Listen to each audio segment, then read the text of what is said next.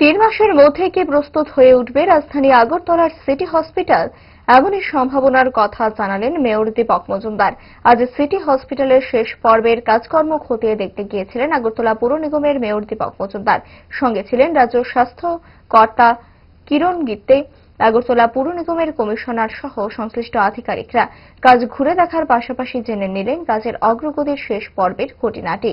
রাজ্য সরকার ও জাতীয় স্বাস্থ্য মিশনের আর্থিক পৃষ্ঠপোষকতায় রাজধানীতে গড়ে উঠছে এই সিটি হসপিটাল।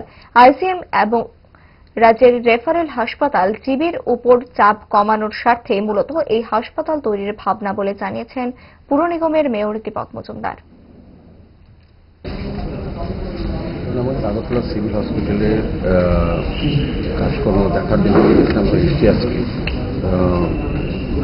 আমাদের সঙ্গে আছেন আমাদের রাজ্য সরকারের আইসিএম বিদ্যুৎ সাহেব মহোদয়, আমাদের লঞ্চার ওয়ার্ডিং কর্পোরেটর রত্নদত্ত মহোদয়া এবং আমাদের হাসপাতালের আধিকারিকগণ, আমাদের কমিশনার আগরতলা মিউনিসিপাল কর্পোরেশন টিপিকার মাসা মহোদয় সহ বিভিন্ন আধিকারিক এবং ইঞ্জিনিয়ার সহ যারা যারা আছেন এবং অ্যাডমিনিস্ট্রেশনের আমরা কথা বলেছি। সার্বিকভাবে কাজটা কতটা এগিয়েছে বা কতটা করা হয়েছে এবং কী কী প্রয়োজনীয়তা আছে সেই বিষয়ে দেখা এবং আলোচনা করার উদ্দেশ্যে আজকে এখানে আসা।